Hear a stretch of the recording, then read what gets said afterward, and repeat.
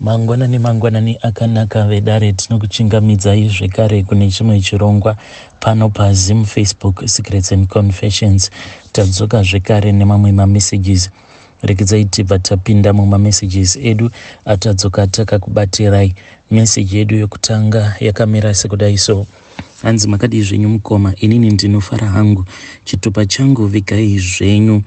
Inini ndiri musikana ati kurei pamakore, ndiri kuno kunyika yeSouth Africa. Inini pandakatanga kupinda muno muSouth Africa ndakabva ndatanga kufambidzana noumwe mukomana. Saka mukomana uyu ainge achigara muCape Town, apa inini ndainge ndichigara nesista yangu nemurume wavo. Ndakabva ndazotanga kufambidzana manje nemukomana wangu uyu kusvika azonditi iye ainge ava kuda kunditumidzirawo mari kuti ndinge ndichiendawo kuCape Town, ndinge ndichibva uko kwandainge ndigere naNCC. Zvino akati oramba ongondinyengerera, neniwo manje ndainge ndonzwawo kuti nguva yainge yareba. I wanted to be with him. Ndokubva ndazongoita zvivindi apa sisi vangu ndainge ndichivatya kuti ndivaudze nyaya iyi. Ndakabva ndazongotaura navo. One day ndakataura nesista yangu, ndipo pavakabva vazoudzwawo bankuru. Manje chakandinetsa ndechekuti bankuru vakabva varamba kuti ndinge ndichienda. Hanzi wai masarudza kuenda kumunhu wamusati makambosangana naye. Vakabva vati tinogara tichingonzwa nyaya dzepasocial media dzekuti unozoti wasvika ikoko obva wasangana nezvawainge usingafungidziri kuti ndozvauchasangana nazvo. Ndakabva ndarohwawo nehana, but at the same time ndakabva ndabatikana because muchinda uyu kuti ange achinditumidzira mari, iye ainge akati haana access yekuti ange achindiitira e-wallet. Nyaya yainge ingoripo yainge iri yekuti andiitire y-code iya yamukuru, kana kuti ongoisa mari yacho mukadhi rabankuru, nekuti ndo vainge vaine mukuru, sisi vainge vasinawo kana passport. Zvino bankuru ndakatoona kutoti sezvo vatoisa zvikonzero izvi vainge vasingazotombobvumi kuti ivo vange vachinonditorera mari yacho iyoyo, kana kuti mari iyi inge ichipinda mukadhi mavo, vainge vatoramba. Mukoma ndakarwadziwa ende ndakazosvika pakusataudzana nabankuru, nekuti ini zvandainge ndataurirana nemukomana wangu ndini ndainge ndichizviziva. Hongu chainge chiri chokwadi kuti tainge tisina kana kumbogara takasangana, but this was like love yedu yainge iripo pakati pangu nemukomana wangu. Zvose zvatainge tichitaurirana zvainge zviri kutsi kwemwoyo ndisu tiri tu tainge tichizviziva. So ndakabva ndagara kwemazuva, ndainge ndakangonyarara kusvika musi wavakandibvunza kuti why ndainge ndava kungogara ndakamudhura ndakanyarara. Ndakabva ndavaudza kuti inini ndainge ndafunga hangu kuti ndinge ndichienda. Ndapedza ndakabva ndatanga kutaura nefriend yangu iyo yainge iri kuZimbabwe, ndichimuudzawo zvose izvo zvandainge ndichisangana nazvo. So friend yangu akabva atanga kutondiseka paya zviya zvekutotamba sekuti ndiwo ainge ari matambiro edu. Zvadaro ndakabva ndaisa status yangu iyo yandainge ndakanyora kuti in brackets kuchechi hamudi kuenda, asi nyaya dzevaviri munotopfekera magemens. Inini handina kuziva kuti bankuru vachatsamwa nazvo, plus ndainge ndisina kuisira ivo bankuru. Bankuru vakabva vavhura status iya. Ndainge ndatoenda hangu kunorara, ndipo pavakafona vakunditi makutondisa pamastatus nekuti tataurirei, muchatopedzisira matiisa ndepama-newspaper nepama-internet. Ndakabva ndavabvunza kuti vainge vachitaura nezvei. Pandakavabvunza vakabva vatsamwa ndokutuma sisi vangu kuti vauye kuzonditora. Ndakabva ndaenda, ndichisvika vakandibvunza about mastatus angu andainge ndaisa.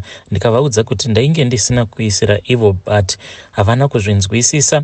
Vakabva vatora bhande mukoma zvekuti zvakava zviri zvinhu zvakandivhundutsa. Kunyange sisi vakatovhundutswawo nazvo because vainge vasitomborina kutombofungidzira kuti nyaya iyi kungava kuri iko kwaingazosvika. Vakatora bhande ndokubva vazotanga kundirova. Mukoma ndakarohwa sekunge nyoka yainge yapinda mumba. Vakati vapedza kundirova kudaro, ndakabva ndaperekedzwa manje kunorara. Zuva iri handina kurara mumba. I decided kuti ndinge ndichibuda hangu nepawindo. Ndakati ndabuda nepawindo ndokubva ndanogara panze, nekuti door vainge valoka nekunze. Ndakabva ndagara panze kuma 11 pm kunosvika samwe kuma 5 am ndipo pandakazopinda mba ndokubva ndazorara. Ndakabva ndatanga kutaura nefriend yangu iyo yainge iri kuJoburg. Ndainge ndatofunga kuti ndinge ndichibva pamba apa, plus mukomana wangu pandakamuudza izvi akabva anditi ainge aine hama yake yainge iri kuJoburg. Ndokubva ati dia chienda kuhama yangu iri kuJoburg, ndobva ndazotenga tiketi rekubva ikoko uchuya kuno. Ndakabva ndaenda kumba kwefriend yangu, then ufriend wangu nemunhu uyu wakabva pakuti aimbova mudzimai wamukoma wangu wemudzinza. Ndakasvika kuJoburg ndokubva ndatambirwa zvakanaka-naka. Apa vanasisi ndainge ndatoita zvekuvanzvenga. Boyfriend yangu yakabva yati ndinge ndichimupa nhamba dzefriend yangu nekuti mazuva aya foni yangu yainge ichinetsa. Ndaizopota ndichitaura naye ipapo. Ndakabva ndaita sekudaro, asi handina kunge ndatoziva kuti ndainge ndatopinzawo gonzo mudura. Friend yangu yakabva yatanga kutaura neboyfriend yangu ichimuudza kuti inini ndinonwa doro plus ndinoita zvekusvuta fodya. Apa panguva iyoyo ndainge ndisingambozivi kana taste yazvo. Vanhu vakataura vari vaviri kuzotonosvika vapfimbana. This was after ndava kungoona munhu ava kungogara akaisa mastatus akarova smart. Ndaiti ndikangobata foni yake ndobva ndaona achiita kuisa mamwe mastatus ekutoti ndaitomutsiurawo ndichiti iwe saka vanyarikani vanozoti kudii nemastatuses awa auri kuisa. Izvo munhu ainge achiitira kuti aattracte muchinda wangu wekuCape Town. Vanhu vainge vatopfimbana apa ainge ava kutongoda kutongosilawo dhiri rake. Ndakazongoona friend yangu yava kungochinja mapassword but handina kuziva kuti why. Vanhu vakabva vataura kusvika friend yangu iyo manje yazongoronga karwendo kenhema. Apa handina kutoziva kutoti friend yangu yainge yatotengerwa tiketi rebhazi kuti ange achienda kuCape Town. Iye akangondiudza kuti ainge aina tete vake vainge vashayika. Saka apa ini ndakatofungidzira kuti munhu ainge ari munzira kuenda kuZimbabwe. Izvo munhu ainge achitobva kuJoburg akananga kuCape Town. Niwo nekushayawo mapepa akabva andibvundutsira akabva ati mutauni muri kusungwa zvisingaiti, saka iwewe kuti ndinge ndichienda newe hazviiti. Mukoma ndakangosara paya ndiri murima uku. My man was no longer speaking with me. Ndaichema mukoma usiku hwose ndichingochema ndichiona munhu ari online but asingataure neni. Akabva arongedza hembe dzake ndokubva ndamuperekedza kusvika kumateksi. Ndikabva ndadzoka kumba mushure mekunge ndavhundutsirwa kuti Joburg haidi vanhu vakapusa-pusa. Kana ndikaita zvekupusa ndinokwanisa kuzotosungwa. Akabva andisira chimwe chifoni.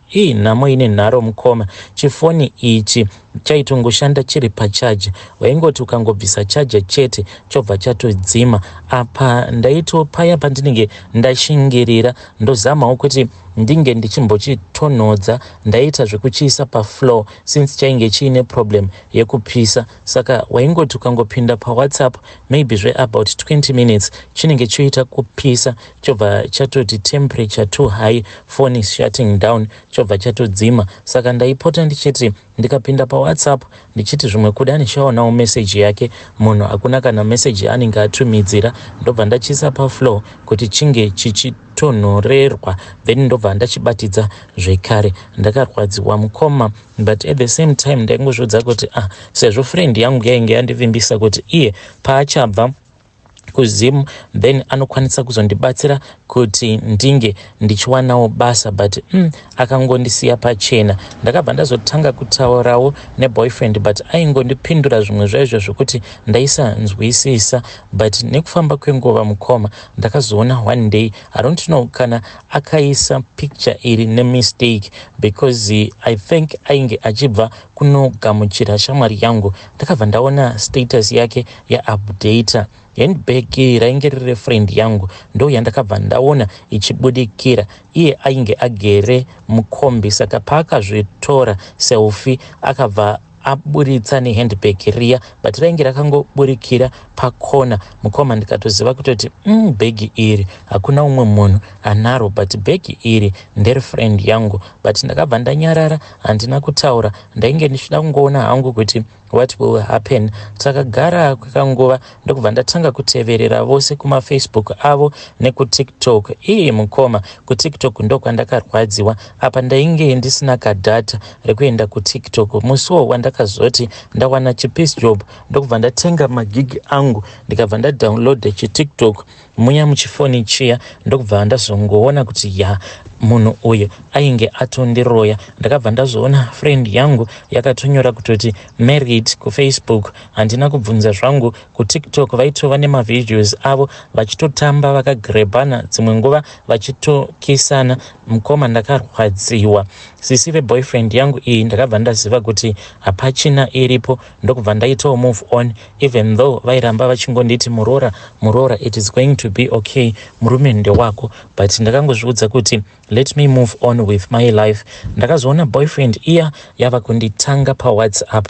This was last year muna September. Paakanditanga ainge achindikumbira ruregerero, but inini mukoma manje handina kukwanisawo kumuregerera kusvika nazvino. Muna October ndakazonzwa ava kuti vakazosiyana nekuda kwekuti mukadzi ainge ava kudanana zvekare namukoma wemurume wake. Apa ainge atova nenhumbu yaasingazivi kuti nhumbu iyi ndeyake here kana kuti ndeyabankuru. Mukoma, chishuviro changu chainge chiri chekuti friend yangu ingonoti painoenda kunobatsirwa abva angofa zvake nemwana wacho, sezvo ndakatopiwa information iyoyo yekuti pari zvino ane pamuviri. Saka inini ndozvandiri kutongozviudza kuti paanoenda kunofa, dai mbereko yake ikasungika, atadze kuzobatawo mwana wacho kana kuti mwana ararame, then iye obva angofiramo muleba. Zvese kutaura kuno, kana kuri kunzi ndikangoona mapictures ake pafacebook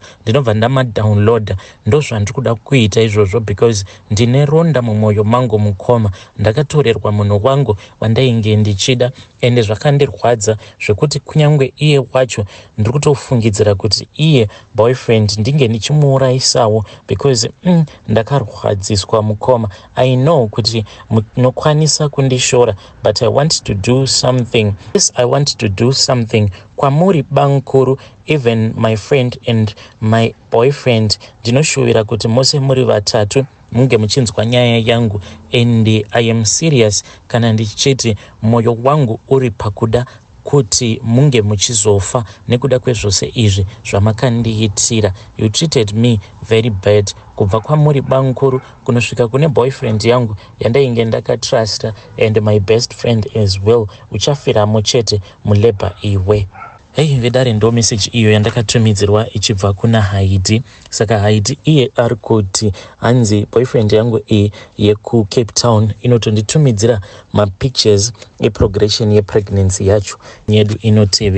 Nyedu inotevera yakamira sekudai so. Hanzi makadi zvenyu mukomana acho, ndinokumbirawo kuti munge muchindipostirawo nyaya yangu. Inini ndinoda kureurura kuti ndakatengeserawo umwe mudhara wekuzimu uyo wandainge ndakaona kuti ainge angori balance motikari yainge yakafa zvayo. Inini hangu ndiri makanika, saka akangopfuurawo nekwedu kubasa kwatinoshanda, akandibvunza kuti ndai mudhara ndingashayawo here motikari yekutenga mumagaraji menyu umu. Ndikabva ndati inowanikwa. Ndokubva andipa nhamba dzake ndikamupawo dzangu. Saka ndakabva ndazotaura neumwe mudhara wechizulu. Saka mudhara uyu anowanzo kungobatawo zvimotikari zvemascrap zvinenge zvichitoda kutomboshandwa chaizvo. Ndokubva ndazoudza mufesi uya wekuzimu ndikamuti motikari iripo. Mudhara uyu wemuno muzulu uyu akabva anditi ndichunirewo motikari iyi so that ikwanise kumbofamba tidye mari. Ndakabva ndapiwa mari refu, then mudhara uyu ndokubva azouya akabata 40,000 yake. Ndokubva vanegotiata pakangobviswa 3,000 but mari yandakapiwa ipapo it was 5,000.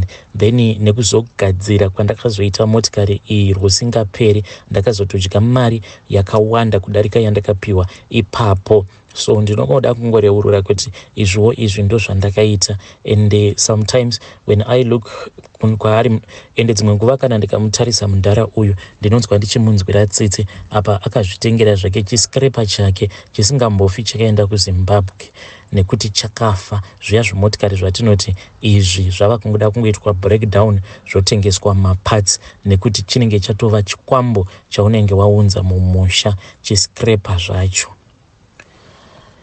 Hey, vedare ndo message iyo yandakatumidzirwa ichibva kuna mukoma vedu anzi ndakatengeserawo my fellow Zimbabwean chiscraper chimotikari, anzi chikwambo chaakazvipinzira mumusha chinotongoda mari at all the times. Hey, ngatitaurei navo mukoma vedu ava mucomment section. Wakambotengawo chiscraper here, chimotikari chaungati chiscraper chandakazvitengerawo zvangu? If you have ever done that, please come to my inbox and tell me your own story, kuti chii chakaitika uye nema-advices amungapawo vamwe vanenge vari pakati pekutsvakawo motikari second hand, kuti look out for 1, 2, 3 kuitira kuti usazochemawo mari yako uchiona kuti apa ndakangodoneta mari yangu mahara.